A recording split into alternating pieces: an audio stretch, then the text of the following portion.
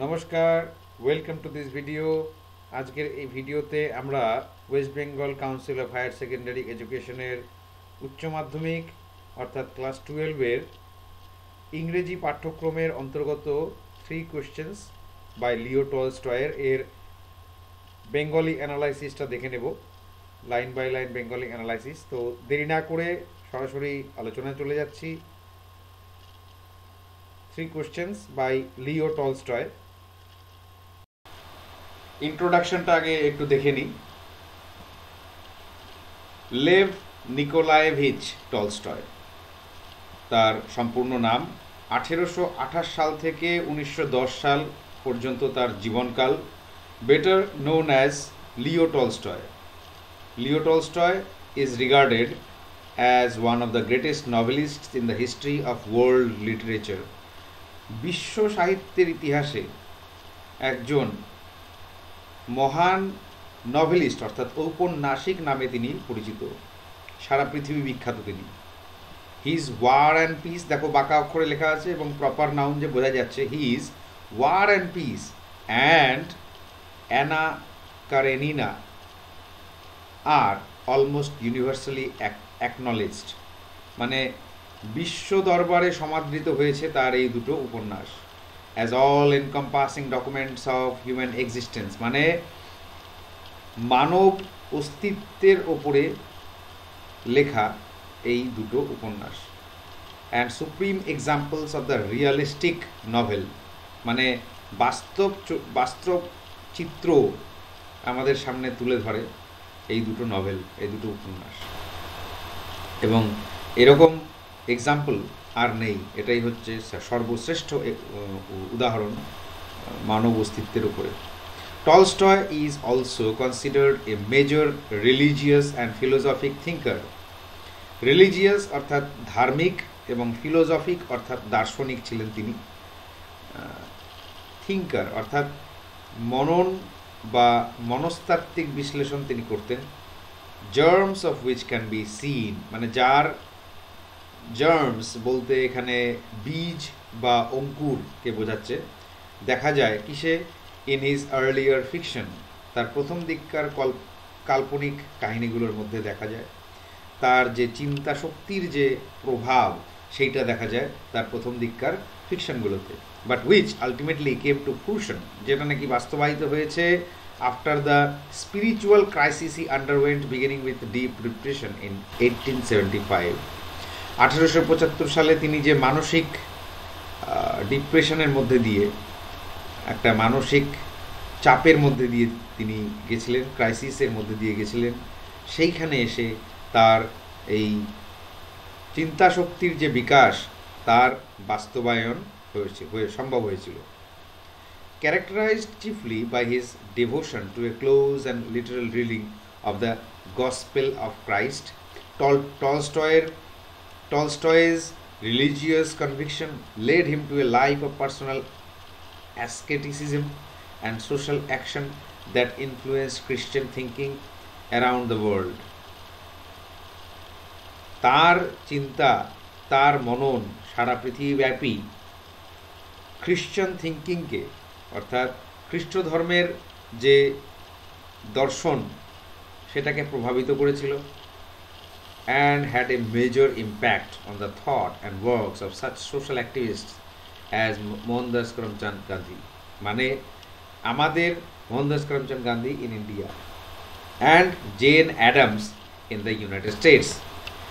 ভারতবর্ষের মোহনদাস করমচাঁদ গান্ধী এবং মার্কিন যুক্তরাষ্ট্রের জেন অ্যাডামস, এই দুজনের চিন্তাধারাও অনেকাংশে প্রভাবিত হয়েছিল এই লিও টলস্টয়ের দর্শন এবং চিন্তা মনস্তাত্ত্বিক বিশ্লেষণের দ্বারা। তার মানে আমাদের যে মহাত্মা গান্ধী ছিলেন তিনিও অনেকটাই তার চিন্তা শক্তি, তার আদর্শে, তার দর্শনে, দার্শনিক চিন্তাভাবনার দ্বারা প্রভাবিত হয়েছিলেন। ঠিক আছে, তো এইবার আমরা টেক্সটের দিকে যাচ্ছি। It once occurred to a certain tsar. Tsar কাকে বলে? জার হচ্ছে রাশিয়ার যারা রাজা ছিলেন তাদেরকে জার বলতো। স্পেলিংটা লক্ষ্য করবে, টি দিয়ে শুরু হচ্ছে, TSAR, কিন্তু উচ্চারণটা আমরা জার করব। It once occurred to a certain tsar, একজন জারের কাছে এরকম একটা ঘটনা ঘটেছিল, that if he always knew the right time to begin everything, যে তিনি মনে মনে ভাবলেন যে যদি তিনি জানতেন যে যে কোনো কাজ শুরু করার সঠিক সময় কোনটি, if he knew who were the right people to listen to, এবং যদি তিনি জানতেন যে সঠিক ব্যক্তিটিকে, যার কথা তার শোনা উচিত, মানে শোনার জন্য সঠিক পার্সন, রাইট পার্সনটা কে, অ্যান্ড হুম টু অ্যাভয়েড, এবং কাকে অ্যাভয়েড করা উচিত, কার কথা শোনা উচিত এবং কাকে অ্যাভয়েড করা উচিত, অ্যান্ড অ্যাবোভ অল, এবং সর্বোপরি if he always new what was the most important thing to do, এবং যদি তিনি জানতেন যে সবচেয়ে গুরুত্বপূর্ণ কাজ কোনটি। যদি এই তিনটে প্রশ্নের উত্তর তিনি জানতেন, he would never fail in anything he might undertake, তাহলে কি হতো, যে তিনি যে কোনো কাজেই তিনি হাত দিতেন না কেন, যে কোনো কাজই তিনি শুরু করতেন না কেন, কোনো কাজেই তিনি ব্যর্থ হতেন না। এটাই তো হয়, তাই না? আমাদের ক্ষেত্রেও তাই হয়। তো এই তিনটে প্রশ্নের উত্তর যদি তুমি জানো বা আমি জানি, তাহলে আমি কি হবে, আমার কি হবে, আমি যে কোনো কাজে সফল হব, প্রতিটা কাজে সফল হব। তাহলে কি হবে, আমি পৃথিবীর সবচেয়ে শক্তিশালী, সবচেয়ে ধনী, সবচেয়ে গুণী মানুষ হব। তুমিও তাই হতে পারো। আমরা হতে পারি না, তার কারণ কি, আমরা এই তিনটা প্রশ্নের উত্তর জানি না। সবার ক্ষেত্রেই তাই। সফল হওয়ার জন্য এই তিনটা প্রশ্নের উত্তর চাই আমাদের প্রত্যেকে, ঠিক আছে? তো এটাই সেই জারের মাথায় এলো, এই তিনটা প্রশ্নের উত্তর যদি আমি জানতে পারি, তাহলে কি হবে, একবার যদি আমি এই তিনটে প্রশ্নের উত্তর পেয়ে যাই, তাহলে আমি আর কোনো কাজে আমি ব্যর্থ হব না। প্রত্যেকটা কাজে, যেই কাজেই আমি এগোই না কেন, অগ্রসর হই না কেন, আমি সফল হব। Next page. And this thought having occurred to him, he had it proclaimed throughout his kingdom that he would give a great reward to anyone who would teach him what was the right time for every action, and who were the most necessary people, and how he might know what was the most important thing to do. একটাই sentence, আমি ভেঙে ভেঙে বলছি। And this thought having occurred to him, মানে এই চিন্তা মাথায় আসার পরে তিনি কি করলেন, he had it proclaimed throughout his kingdom, সারা রাজ্যে তিনি তার সারা রাজ্যে এই খবরটি প্রচার করে দিলেন, that he would give a great reward to any one who would teach him what was the right time for every action. তাহলে কি প্রচার করলেন, যে তিনি বিশেষভাবে পুরস্কৃত করবেন সেই ব্যক্তিকে যে নাকি তাকে শিখিয়ে দেবে যে সঠিক যে কোনো কাজ করার জন্য সঠিক সময় কোনটি, and who are the most necessary people, প্রয়োজনীয় ব্যক্তি কোনটি, সঠিক ব্যক্তিকে, and how he might know what was the most important thing to do, এবং সবচেয়ে গুরুত্বপূর্ণ কাজ কোনটি।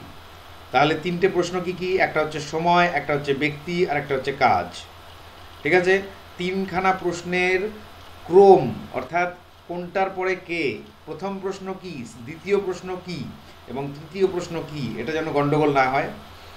হ্যাঁ, and learned men came to the tsar, এবং প্রচণ্ড গুণী, জ্ঞানী এবং উচ্চশিক্ষিত ব্যক্তিরা জারের কাছে এলেন। But they all answered his questions differently, কিন্তু প্রত্যেক জ্ঞানী ব্যক্তির, যারা তার কাছে এসেছিলেন এই প্রশ্নের উত্তর দেওয়ার জন্য, তারা প্রত্যেকে আলাদা আলাদাভাবে উত্তর দিলেন। In reply to his first question, প্রথম প্রশ্নটা কি ছিল, time, the right time for every action.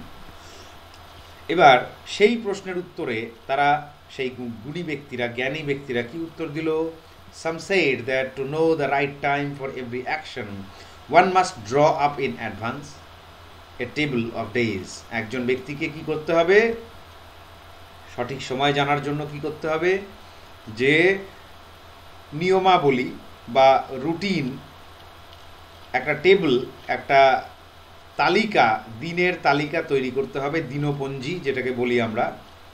হ্যাঁ, সেই টেবিল তৈরি করতে হবে, যেমন করে আমরা রুটিন তৈরি করি ইন অ্যাডভান্স, আগে থেকে। তাহলে কি করতে হবে, তাহলে কি হবে, তাহলে প্রত্যেকটা কাজ আমরা তার নির্ধারিত সময়ে করতে পারবো, যেই উদ্দেশ্যে আমরা রুটিন বানাই। মান্থস অ্যান্ড ইয়ার্স, এবং তাতে করে মাসের হিসেব থাকবে, বছরের হিসেব থাকবে। And must live strictly according to it, এবং সেই রুটিন অনুসারে আমাদের স্ট্রিক্টলি, কঠোরভাবে সেই রুটিন মেনে চলতে হবে। অনলি দাস সেড দে, তাদের কথায় একমাত্র এইভাবেই could everything be done at it's proper time, একমাত্র এইভাবেই প্রতিটি কাজ তার নির্ধারিত সময়ে করা সম্ভব হবে।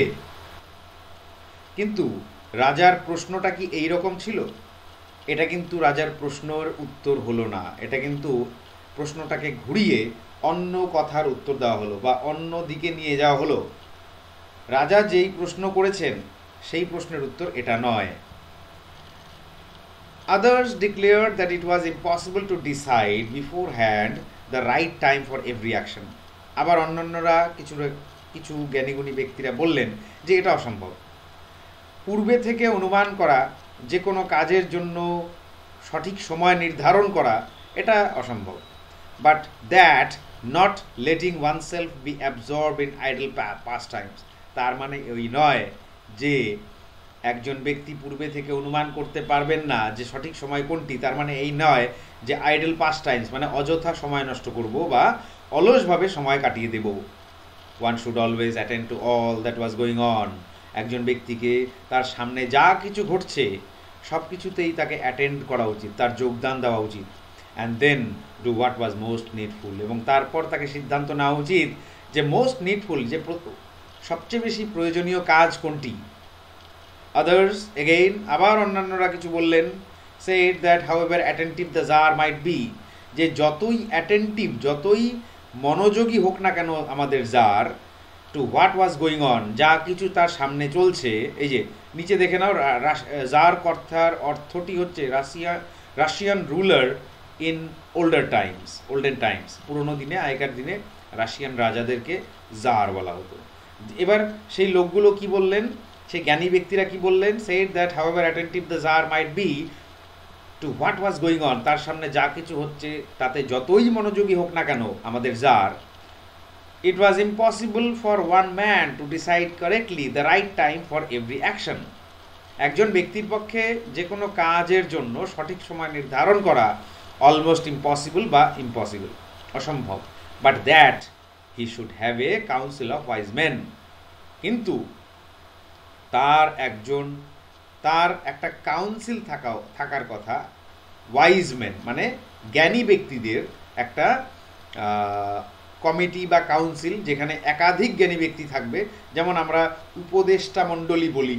হ্যাঁ, রাজার সঙ্গে রাজাকে ভালো মন্দের বিচার বা সদুপদেশ দেওয়ার জন্য, এই কাজটা করুন, এটা ভালো হবে, এই কাজটা করবেন না, এটা আপনার রাজ্যের জন্য খারাপ হবে, ঠিক আছে, এই ধরনের উপদেশ দেওয়ার জন্য ওয়াইজ ম্যানের কাউন্সিল থাকা উচিত, যারা নাকি who would help him to fix the proper time for everything, যারা নাকি তাকে সাহায্য করবে যে কোনো কাজ করার জন্য সঠিক সময় নির্ধারণ করতে।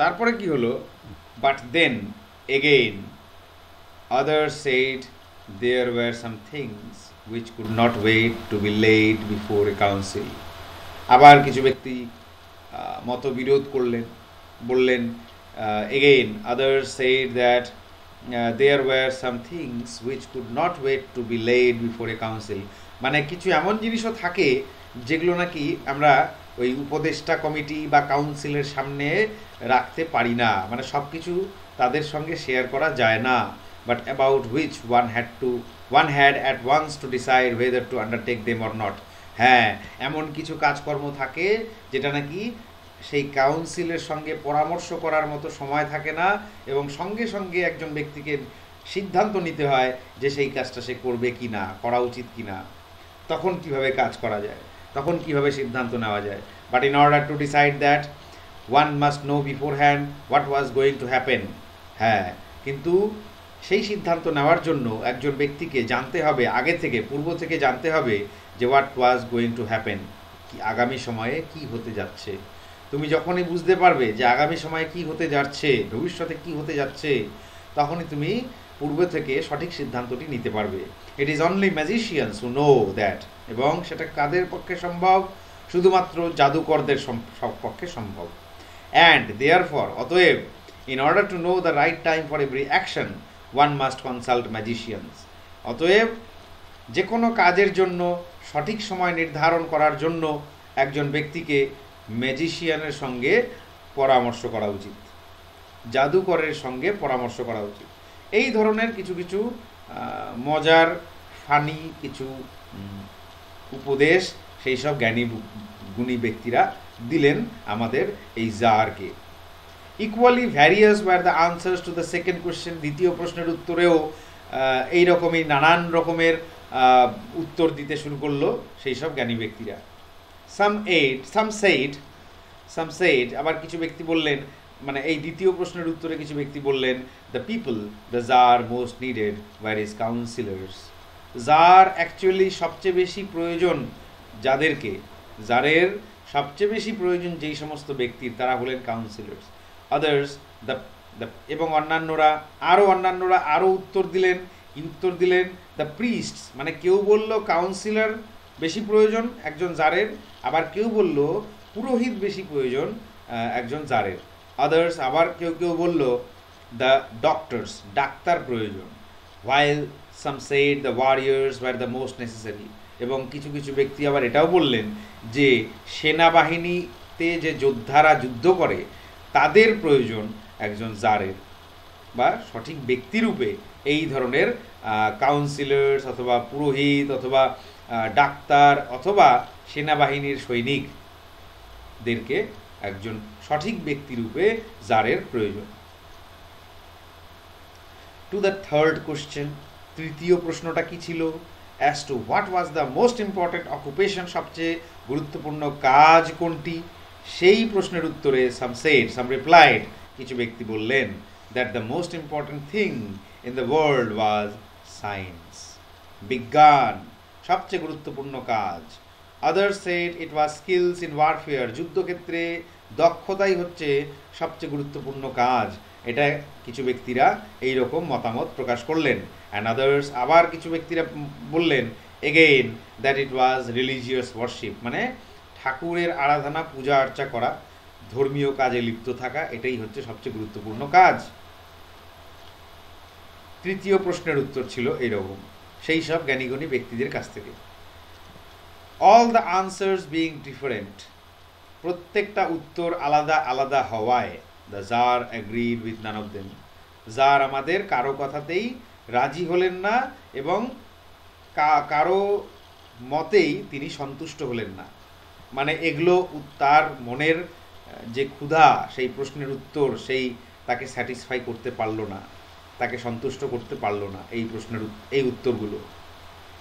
And gave the reward two নান, এবং সেই যে পুরস্কার ঘোষণা করেছিলেন আমাদের রাজা জার, তিনি সেই পুরস্কার কাউকেই দিলেন না।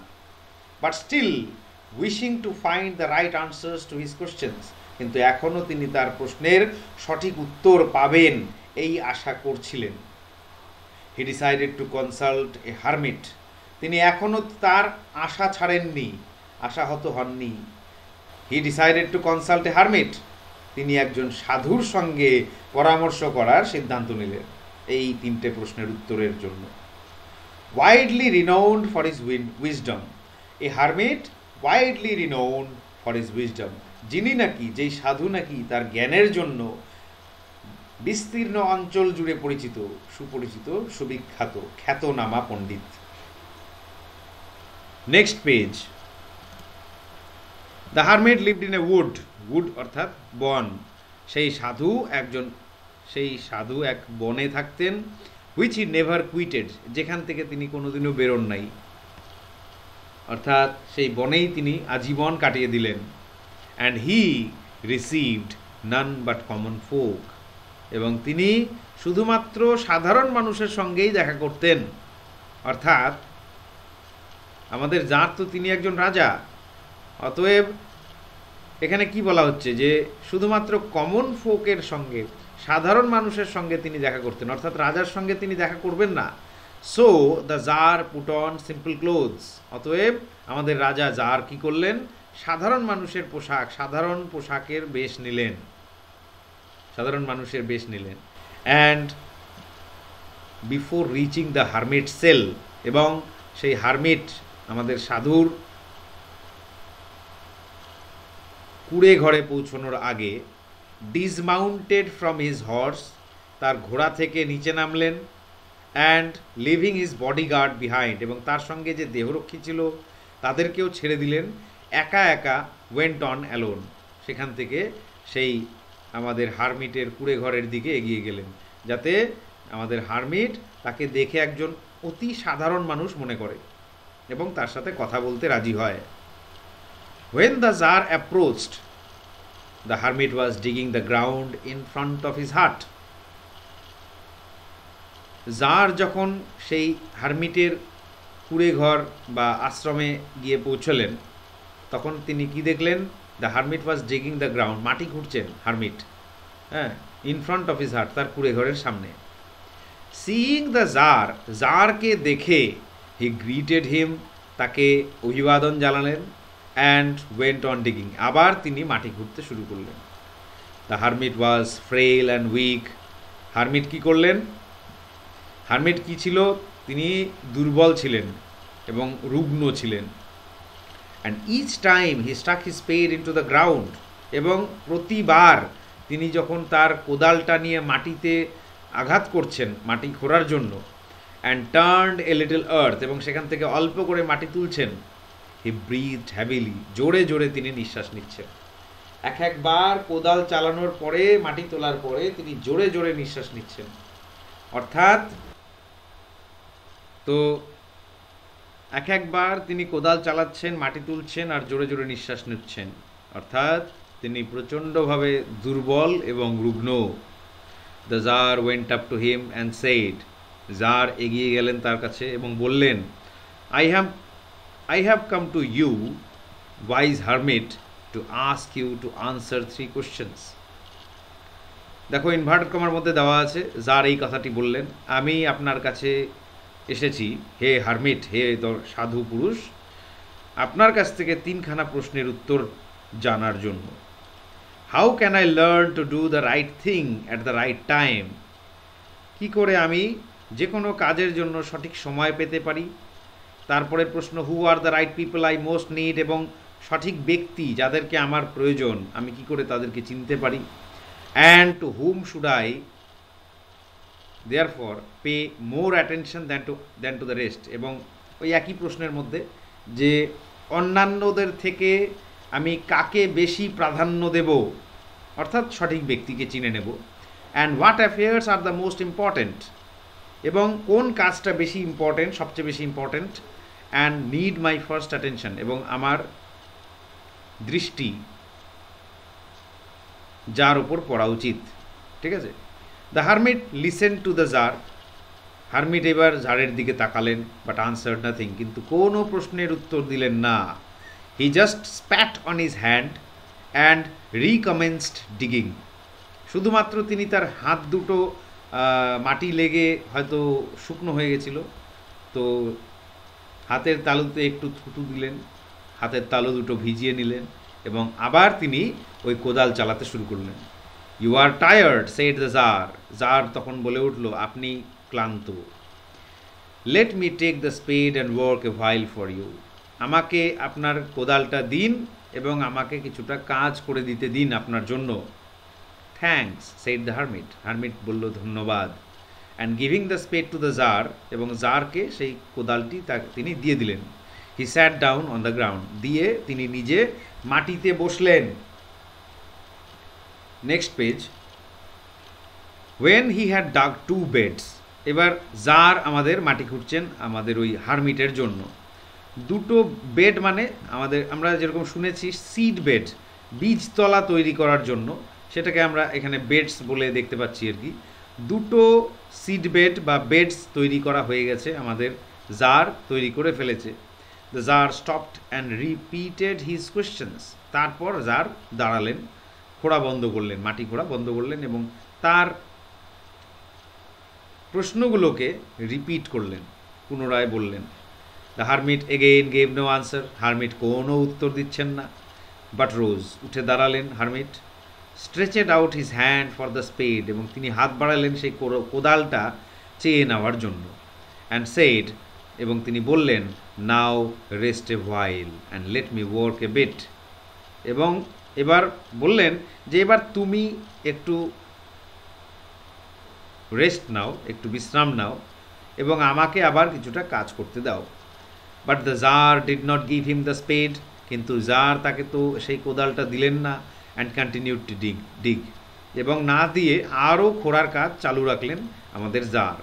1 hour passed and another, 1 ঘন্টা পেরিয়ে গেল এবং আরও 1 ঘন্টা পেরিয়ে গেল, মানে অনেকটা সময় পেরিয়ে গেল। The sun began to sink behind the trees, গাছেদের পেছনে বোঝা যাচ্ছে যে সূর্য অস্ত যাচ্ছে, দেখা যাচ্ছিল। And the Tsar at last struck the spade into the ground and said, এবং অবশেষে আমাদের জার কোদালটা সেই মাটির উপরে একটা আঘাত করে কোদালটাকে মাটিতে আটকে দিলেন এবং বললেন, I came to you wise man, হে গুণী ব্যক্তি, আমি আপনার কাছে এসেছিলাম for an answer to my questions, আমার প্রশ্নের উত্তর খোঁজার জন্য। If you can give me none, যদি আপনি আমাকে কোনো উত্তর না দিতে পারেন, টেল মি সো, আপনি আমাকে বলে দিন, and I will return home, এবং আমি নীরবে বাড়ি চলে যাব, ফিরে যাব। Here come someone running, said the hermit, hermit তখন চিৎকার দিয়ে উঠলেন, ওই দেখো কে আসছে, দৌড়ে দৌড়ে আসছে। Let us see who it is, চলো চলো দেখি কে এসেছে। তো হঠাৎ করে সেই সন্ধেবেলায় সূর্য অস্ত যাচ্ছে এমন সময়ে হারমিট জারকে সেই দূর থেকে দেখিয়ে বললেন যে দেখো দেখো কে এসেছে, ছুটে ছুটে এদিকে আসছে আমাদের দিকে, দেখো কে, চলো দেখি কে এসেছে। The Tsar turned round, Tsar ঘুরে দাঁড়ালেন এবং দেখলেন, and saw a bearded man come running out of the wood, সেই বন থেকে একজন দাড়িওয়ালা ব্যক্তি ছুটে তাদের দিকে আসছে। The man held his hands pressed against his stomach, কি সেই ব্যক্তিটি তার পেটে তার হাত দুটো চেপে ধরেছে পেটের মধ্যে। And blood was flowing from under them, এবং সেখান থেকে রক্ত ঝরছে। when he reached the Tsar, যখন তিনি জারের কাছে পৌঁছলেন, he fell fainting on the ground moaning feebly, তিনি জারের সামনে এসে অজ্ঞান হয়ে পড়ে গেলেন, moaning feebly মানে গোংরাতে গোংরাতে। The Tsar and the hermit unfastened the man's clothing, আমরা জানি যে ক্ষতস্থানকে পরিষ্কার করার জন্য আগে জামা কাপড় খুলে দিতে হয়। তো জার এবং হারমিট দুজনে তার সমস্ত পোশাক, যেই জায়গায় ক্ষতস্থানটা ছিল সেখানে সেই পোশাক খুলে দিলেন। There was a large wound in his stomach, তার পেটে একটা বড় আঘাত। The tsar washed it as best he could, tsar সেই ক্ষতস্থানটাকে যতটা সম্ভব তিনি পারেন ততটা ধুয়ে দিলেন। And bandaged it with his handkerchief, এবং তার হাতের সেই রুমাল দিয়ে সেই ক্ষতস্থানটাকে ব্যান্ডেজ করে দিলেন। অ্যান্ড উইথ এ টাওয়েল, এবং একটা টাওয়েল দিয়ে দ্য হারমিট হ্যাড, মানে তার হাতের রুমাল এবং টাওয়েল এই দুটো দিয়ে তিনি ব্যান্ডেজটা করলেন। But the blood would not stop flowing, কিন্তু রক্ত পড়া বন্ধ হচ্ছিল না। The tsar again and again remove the bandage soaked with warm blood and washed and rebandage the wound, কি হলো, বারে বারে সেই ব্যান্ডেজ, যতবার তিনি ব্যান্ডেজটা লাগাচ্ছেন ততবার সেই ব্যান্ডেজ রক্ত, গরম উষ্ণ রক্তে ভিজে যাচ্ছে, এবং সেই ভেজা রক্তে ভেজা সেই ব্যান্ডেজ মাটিতে, রক্তে ভেজা সেই ব্যান্ডেজ জলে ধুয়ে আবার তিনি সেই ধোয়া ব্যান্ডেজ, তার সেই রুমাল আর সেই টাওয়েল দিয়ে সেই ক্ষতস্থানটাকে বারে বারে ব্যান্ডেজ করছেন। যতবার ব্যান্ডেজ করছেন ততবার সেই রক্ত ভিজে যাচ্ছে সেই ব্যান্ডেজটা। আসলে এই কাহিনী থেকে অনেক কিছু শেখার আছে, অনেকগুলো, এই 3টে প্রশ্নের উত্তর তো জানবই আমরা, তার সঙ্গে সঙ্গে অনেকগুলো নীতিমূলক জ্ঞান বৃদ্ধি পাবে আমাদের। নেক্সট পেজে যাচ্ছি। When at last the blood ceased flowing, যখন রক্ত পড়া বন্ধ হলো, the man revived and asked for something to drink. সেই মানুষটি একটু স্বস্তি বোধ করলেন এবং তার জ্ঞান ফিরল এবং তিনি কিছু জল বা কিছু পানীয় চাইলেন, তাদের কাছে পান করার জন্য কিছু চাইলেন। The Tsar brought fresh water and gave it to him. Tsar fresh water জল নিয়ে এলেন এবং তাকে দিলেন। Meanwhile, এমন সময়ে the sun had set, সূর্য অস্ত গেছে এতক্ষণে, and it had become cool, এবং চারিদিকে সূর্য অস্ত যাওয়ায় চারিদিকে একটা শীতল পরিবেশের সৃষ্টি হয়েছে, টেম্পারেচার অনেকটাই কমে গেছে। So the Tsar with the hermit's help, Tsar হারমিটের সাহায্যে carried the wounded man into the hut and laid him on the bed. সেই আহত ব্যক্তিটিকে দুজনে ক্যারি করে নিয়ে গেলেন এবং বিছানায়, সেই হারমিটের কুঁড়ে ঘরের ভেতরে বিছানায় শুইয়ে দিলেন। Lying on the bed, the man closed his eyes and was quiet. সেই বিছানায় শুয়ে সেই মানুষটি চোখ বন্ধ করে দিল and was quiet, শান্তভাবে ছিল। But the Tsar was so tired with his work and with the work he had done that he crouched down on the threshold and also fell asleep. কিন্তু আমাদের জার, তিনি তো রাজা, তিনি এত কষ্ট এত পরিশ্রমের সঙ্গে তিনি অভ্যস্ত নন। তিনি সারাদিন ওই হেঁটে হেঁটে আশ্রমের ওই কুঁড়ে ঘর পর্যন্ত আসা এবং সারাদিন মাটি খোঁড়া, এই সমস্ত পরিশ্রমে তিনি ক্লান্ত এবং সেই কুঁড়ে ঘরের থ্রেশহোল্ড অর্থাৎ চৌকাঠ যে দরজা, সেখানেই তিনি বসে বসে ঘুমিয়ে পড়লেন। So soundly that he slept all through the short summer night. গ্রীষ্মের রাত্রি খুব ছোট রাত্রি হয়, শীতের রাত্রি বড় হয়। তো গ্রীষ্মের সেই ছোট রাত্রে এত সুন্দর গভীর নিদ্রায় তিনি ঘুমিয়ে পড়লেন যে when he awoke in the morning, সকালবেলায় যখন তার ঘুম ভাঙলো, it was long before he could remember where he was.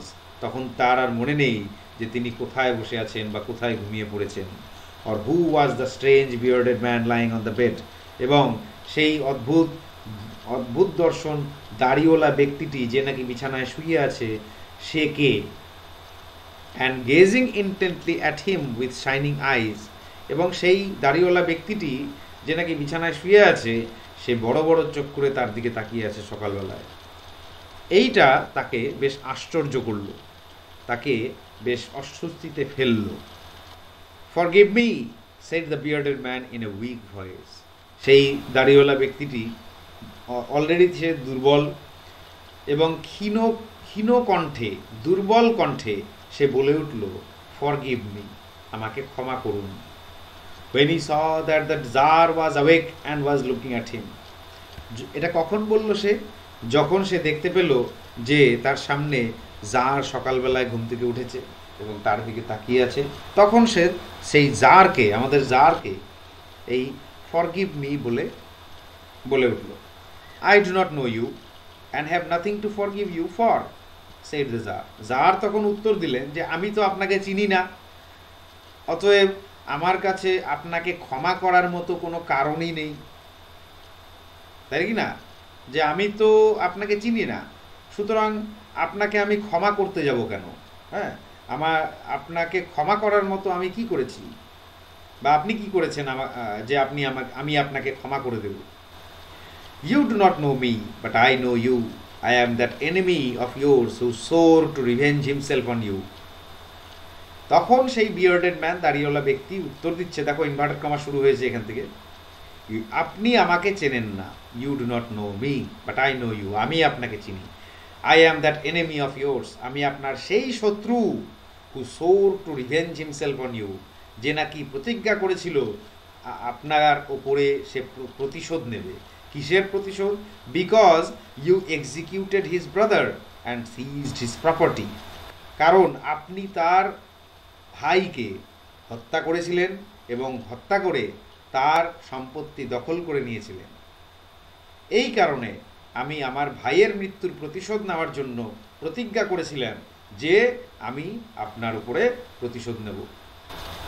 I knew you had gone alone to see the hermit. আমি জানতাম যে আপনি একা একা মানে দেহরক্ষীদেরকে ছেড়ে ঘোড়া থেকে নেমে একা একা এই আপনার এই সাধুর সঙ্গে, আমাদের হারমিটের সঙ্গে দেখা করতে বনের মধ্যে একা একা হেঁটে গেছেন। And I resolve to kill you on your way back. এবং আমি সিদ্ধান্ত নিয়েছিলাম, আমি ঠিক করেছিলাম যে যখন আপনি আবার একা একা এই বনের মধ্যে দিয়ে ফিরে আসবেন তখন আমি আপনাকে হত্যা করব, এটা আমি ঠিক করেছিলাম। বাট দ্য ডে পাস্ট, কিন্তু সারাদিন অতিক্রম হয়ে গেল, সারাদিন অতিক্রান্ত হয়ে গেল, and you did not return, কিন্তু আপনি ফিরলেন না। So I came out from my ambush to find you. অতএব অধৈর্য হয়ে আমি আমার গোপন স্থান থেকে, অর্থাৎ সেই জঙ্গলের মধ্যে কোথাও লুকিয়েছিল, সেখান থেকে আমি আমার গোপন স্থান থেকে আমি বেরিয়ে এলাম আপনাকে খুঁজে বের করার জন্য। অ্যান্ড আই কেম আপন ইউর বডিগার্ড, এবং আপনার দেহরক্ষীরা আমাকে চিনে ফেললো। অ্যান্ড দে রিকগনাইজড মি, আপনার দেহরক্ষীরা আমাকে চিনে ফেললো এবং তারা আমাকে অ্যাটাক করলো। অ্যান্ড উন্ডেড মি, আমাকে আহত করে দিল। আই এসকেপ ফ্রম দেম, আমি তাদের কাছ থেকে পালিয়ে, but should have bled to death had you not dressed me my wound. আমি তাদের কাছ থেকে পালিয়ে বাঁচলাম, কিন্তু অতিরিক্ত রক্তক্ষরণের জন্য আমি হয়তো মারা যেতাম যদি না আপনি আমার এই ক্ষতস্থানকে কি ব্যান্ডেজ করতেন আর আমাকে সেবা করতেন, আমার সেবা শুশ্রূষা করতেন। I wish to kill you, আমি আপনাকে হত্যা করব ঠিক করেছিলাম। অ্যান্ড ইউ, আমি আপনাকে হত্যা করতে চেয়েছিলাম। And you have saved my life, কিন্তু আপনি আমার জীবন বাঁচালেন। নাও ইফ আই লিভ, আমি যদি বাঁচি, and if you wish it, এবং আপনি যদি চান, I will serve you as your most faithful slave, আমি আপনার ভৃত্য হয়ে আপনার সেবা করতে রাজি আছি। And will bid my sons to do the same, এবং বংশানুক্রমে আমি আমার পুত্র এবং পুত্রদেরকেও এই একই কাজ করতে বাধ্য করব বা করাবো। ফরগিভ মি, আপনি আমাকে ক্ষমা করুন। সেই যে সারাদিন ধরে এই দাড়িওয়ালা ব্যক্তিটি তার প্রতিশোধ নেওয়ার জন্য বনে লুকিয়েছিল, আর সারাদিন ধরে আমাদের জার কখন হারমিটের সঙ্গে দেখা করে সেই বনের মধ্যে দিয়ে একা একা ফিরবে এই অপেক্ষা করছিল। সারাদিন পেরিয়ে গেল, রাজা ফিরল না। কেন ফিরল না? কারণ আমাদের হারমিট তো রাজাকে সেই সিড বেড তৈরি করার জন্য কোদাল দিয়ে ব্যস্ত করে রেখেছিল, বিজি করে রেখেছিল, আটকে রেখেছিল। না হলে তো আমাদের জার অনেকক্ষণ আগেই ফিরে আসতো, তাই কি না?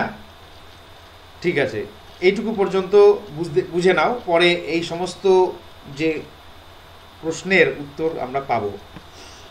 Next page. The Tsar was very glad to have made peace with his enemy so easily. Tsar দেখলো যে সত্যি তো আমি তো নিজেকে ওর একটা বড় শত্রুতে পরিণত করেছি, ওর ভাইকে মেরে। তা এত সহজে আমার এই শত্রুর সঙ্গে বন্ধুত্ব স্থাপন করা, মিত্রতা স্থাপন করতে পেরে জার নিজে খুব খুশি হলেন। এত সহজে শত্রুর সঙ্গে সম্পর্ক স্থাপন করতে পেরে জার খুব খুশি হলেন। And to have gained him for a friend, এবং তাকে শুধু শত্রুতা নির্মূল করা নয়, তাকে নিজের বন্ধুতে পরিণত করতে পেরে তিনি খুব খুশি হলেন। And he not only forgave him, এবং তিনি শুধু তাকে ক্ষমাই করলেন না, but said he would send his servants and his own physician to attend him, এবং তিনি বললেন যে তোমার বাড়িতে আমি আমার সার্ভেন্টসদের মানে কাজের লোকদেরকে পাঠিয়ে দেব, তারা তোমার সেবা করবে। অ্যান্ড হিজ ওন ফিজিশিয়ান, এবং আমি আমার ডাক্তার অর্থাৎ রাজবৈদ্যকে পাঠিয়ে দেব তোমার শুশ্রূষা করার জন্য, চিকিৎসা করার জন্য। And promised to restore his property, এবং এটাও তিনি প্রমিস করলেন, কি কথা দিলেন যে তার হারিয়ে যাওয়া বা দখল করে নেওয়া সম্পত্তি, সেই প্রপার্টি তাকে ফিরিয়ে দেওয়া হবে। Having taken leave of the wounded man, the Tsar went out into the porch and looked around for the hermit. সেই সকালবেলায় সেই wounded man থেকে ম্যানকে ছেড়ে সেই কুড়ে ঘর থেকে বেরিয়ে আসার পরে পোর্চ অর্থাৎ বাইরে ফাঁকা স্থানে, যেটাকে আমরা উঠোন বলি, আঙিনা বলি, looked around for the hermit, সেই হারমিটকে খুঁজতে শুরু করলেন আমাদের জার সকালবেলায়। Before going away he wished once more to beg an answer to the questions he had put. কি চলে যাওয়ার পূর্বে, সেই হারমিটের সেল ত্যাগ করার পূর্বে তিনি আরেকবার তার সেই 3খানা প্রশ্নের উত্তর পাওয়ার জন্য তিনি ভাবলেন যে হারমিটকে আরেকবার রিকোয়েস্ট করি। The hermit was outside, hermit বাইরেই ছিলেন। অন হিজ নিজ, হাঁটু গেড়ে বসেছিলেন, sowing seeds in the beds that had been dug the day before. সেই বীজতলায় বীজ বপন করছেন, যেই বীজতলাটা নাকি আগের দিনকা কি তৈরি করা হয়েছিল মাটি খুঁড়ে। The Tsar approached him, Tsar এগিয়ে এলেন, and said for the last time, এবং বললেন যে আমি আপনাকে শেষবারের মতো অনুরোধ করছি, আই প্রে ইউ, আমি প্রার্থনা করছি আপনাকে শেষবারের মতো, to answer my question wise man, হে গুণী ব্যক্তি, জ্ঞানী ব্যক্তি, আমার প্রশ্নের উত্তর দিন। You have already been answered, said the hermit. Hermit তখন বলে উঠলেন যে তোমার প্রশ্নের উত্তর তুমি পেয়ে গেছো। Still crouching on his thin legs, তখনও তিনি তার সরু সরু রুগ্ন পায়ে হামাগুড়ি দিয়ে দিয়ে বীজ বুনছেন। And looking up at the czar, জারের দিকে উপরে মাথা তুলে তাকিয়ে আছেন।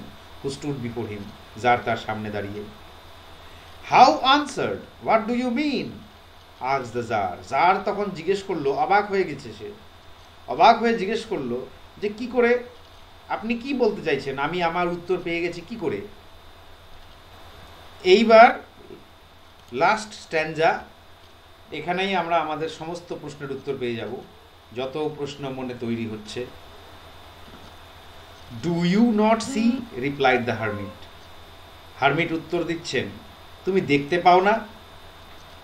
ইফ ইউ, অর্থাৎ সমস্ত কিছু তোমার চোখের সামনে আছে। তিনি আরও বললেন, if you had not pitied my weakness yesterday, যদি তুমি আমার দুর্বলতার উপরে সহানুভূতি প্রদর্শন না করতে গতকাল, অ্যান্ড হ্যাড নট ডাক দোজ বেডস ফর মি, এবং আমার জন্য সেই বীজতলা তৈরি না করে দিতে, তাহলে তুমি কি করতে, but had gone your way, তাহলে তুমি তোমার রাস্তায় ফিরে চলে যেতে। That man would have attacked you, তাহলে কি হতো, সেই দাড়িওয়ালা ব্যক্তি তো তোমাকে অ্যাটাক করতো।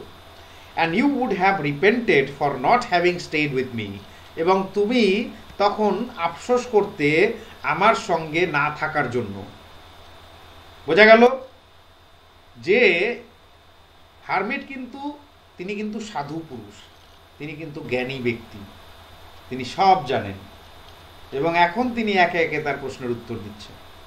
ঠিক আছে, যদি তুমি আমার সঙ্গে কালকে ওই বীজতলা তৈরি করে দেওয়ার জন্য, আমাকে সহানুভূতি প্রদর্শন করে বীজতলা তৈরি করে দেওয়ার জন্য না থাকতে আমার সঙ্গে, তাহলে তুমি ফিরে যেতে, আর ওই ব্যক্তি তোমাকে অ্যাটাক করতো, তখন তুমি আমার সঙ্গে আরও বেশিক্ষণ সময় না থাকার জন্য আফসোস করতে। So the most important time was when you were digging the beds, তাহলে সবচেয়ে গুরুত্বপূর্ণ সময়টা হচ্ছে যখন তুমি আমার জন্য বীজতলা তৈরি করে দিচ্ছিলে। And I was the most important man, এবং আমিই হলাম সেই সবচেয়ে বেশি গুরুত্বপূর্ণ ব্যক্তি, যার সঙ্গে যার কথা শোনা উচিত এবং অপরকে, অন্যান্যদেরকে অ্যাভয়েড করা উচিত, এড়িয়ে চলা উচিত।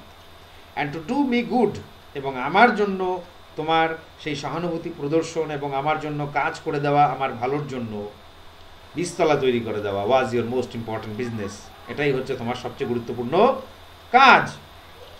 Afterwards when that man ran to us, পরবর্তীকালে যখন সেই ব্যক্তি আমাদের কাছে ছুটে আসলো, the most important time was when you were attending to him, তখন আবার সবচেয়ে গুরুত্বপূর্ণ সময়টা হচ্ছে যখন তুমি তার সেবা শুশ্রূষা করছিলে।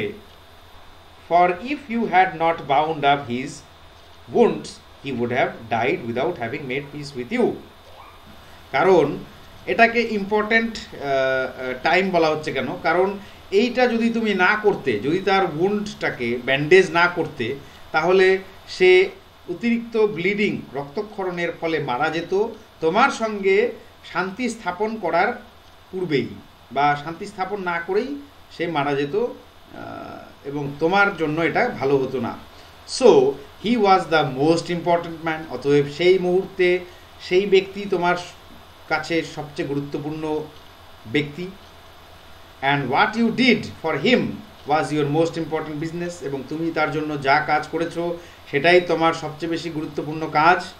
রিমেম্বার দেন, অতএব মনে রাখবে। এটা এখনও কিন্তু আমাদের হারমিট জারকে বলেই যাচ্ছে। দেখো এইখানে একটা ইনভার্টেড কমা আর শেষে একটা ইনভার্টেড কমা, ঠিক আছে? তো জারকে বলে গেলেন, হারমিট আবার বলছেন যে মনে রাখবে there is only one time that is important, যে একমাত্র একটাই টাইম আছে যেটা নাকি গুরুত্বপূর্ণ। সেটা কি? সেটা হচ্ছে নাও, সেটা হচ্ছে প্রেজেন্ট, ঠিক আছে? অর্থাৎ হারমিট আমাদের বলতে চাইছেন যে একমাত্র এই যে প্রেজেন্ট, আমাদের বর্তমান, সেই বর্তমানের ওপরেই আমাদের একমাত্র কন্ট্রোল আছে, ঠিক আছে? আমরা একটা বুদ্ধিমান প্রাণী এবং আমরা আমাদের ইচ্ছাটাকে বাস্তবায়িত করতে পারি প্রতিটা বর্তমানের মুহূর্তকে কাজে লাগিয়ে। যখনই এই মুহূর্তটা, বর্তমানের এই মুহূর্তটা অতীত হয়ে গেল, সেই মুহূর্তে কিন্তু সেই অতীতের সেই মুহূর্তটা, অতীত হয়ে যাওয়া সেই মুহূর্তটাতে আমাদের আর কোনো কন্ট্রোল থাকলো না, ঠিক আছে? তো আমরা যা কিছু করতে পারি সেটা হচ্ছে বর্তমানে, ঠিক আছে? না ভবিষ্যতে আমাদের কোনো কন্ট্রোল আছে, না অতীতে আমাদের কোনো কন্ট্রোল আছে। আমরা বর্তমানে যেই কাজটা করব সেটাই অতীত হবে। It is the most important time because it is the only time when we have any পাওয়ার। এটাই হচ্ছে একমাত্র গুরুত্বপূর্ণ সময়, কারণ এই সময়তেই আমাদের কি পাওয়ার থাকে, কিছু কাজ করার ক্ষমতা থাকে। না তুমি ভবিষ্যতে গিয়ে কাজ করতে পারবে, না তুমি অতীতে যেতে পারবে কিছু চেঞ্জ করার জন্য। The most necessary man is he with whom you are. Actually এখানে কথাটা হচ্ছে ইউ আর অ্যাট প্রেজেন্ট। সবচেয়ে গুরুত্বপূর্ণ ব্যক্তিটি হচ্ছে সেই ব্যক্তি যার সঙ্গে তুমি এই মুহূর্তে আছো, অর্থাৎ এই যে পড়ার সময় তোমরা এখন আমার সঙ্গে আছো। For no man knows whether he will ever have dealings with anyone else and the most important affair is, এবং সবচেয়ে গুরুত্বপূর্ণ কাজটি হলো টু ডু হিম গুড, তার জন্য কাজ করা বা তার জন্য ভালো করা। Because for that purpose alone, কারণ শুধুমাত্র সেই উদ্দেশ্যেই অ্যালোন, একমাত্র সেই উদ্দেশ্যেই was man sent into this life, মানুষকে জীবন দিয়ে এই পৃথিবীতে পাঠানো হয়েছে একমাত্র সেই উদ্দেশ্যে। অর্থাৎ এখানে আবার একটা কথা বলি যে আমাদের ক্ষমতা বর্তমানে আছে, অর্থাৎ এই বর্তমান সময়টাই হচ্ছে সবচেয়ে গুরুত্বপূর্ণ সময়। এই বর্তমান সময়ের মধ্যে আমরা যার সঙ্গে আছি সেই হচ্ছে সবচেয়ে গুরুত্বপূর্ণ ব্যক্তি। এবং আবার এই বর্তমান সময়ে আমরা যেই কাজটি করছি সেই কাজটিই হচ্ছে সবচেয়ে গুরুত্বপূর্ণ কাজ। একটাই কারণ যে আমাদের ক্ষমতা, আমাদের পাওয়ার, কোনো কিছুকে চেঞ্জ করার ক্ষমতা একমাত্র এই বর্তমানই আমাদেরকে দেয়, ঠিক আছে? তো আশা করি বোঝাতে পেরেছি। তো এই হচ্ছে লিও টলস্টয়ের দর্শন। হ্যাঁ, এই যে ইন্ট্রোডাকশনটার মধ্যে বারে বারে বলা হচ্ছিল না যে লিও টলস্টয়ের দর্শন শাস্ত্রে, তার দার্শনিক দৃষ্টিভঙ্গিতে আমাদের মহাত্মা গান্ধী অনেকাংশে প্রভাবিত হয়েছেন এবং সারা পৃথিবীর নানান রাজনীতিবিদ এবং নেতা নেত্রীরা লিও টলস্টয়ের এই দর্শন শাস্ত্রে প্রভাবিত হয়েছেন, ঠিক আছে? খুবই গুরুত্বপূর্ণ আমাদের প্রত্যেকের জীবনের জন্য এই সমস্ত লেসনগুলো, এই সমস্ত চিন্তা ভাবনাগুলো আমাদের নিজেদের জীবনেও আমরা অ্যাপ্লাই করতে পারি। ভিডিওটি আজকে এখানেই শেষ করছি। ভিডিওটি পছন্দ হলে লাইক, শেয়ার এবং সাবস্ক্রাইব করবে। 3 কোশ্চেন্স থেকে টেক্সচুয়াল গ্রামার এবং আরও অন্যান্য মেটেরিয়ালস নিয়ে খুব শীঘ্রই হাজির হব। তোমরা সঙ্গে থাকো। ভিডিওটি এখানেই শেষ করছি। ধন্যবাদ।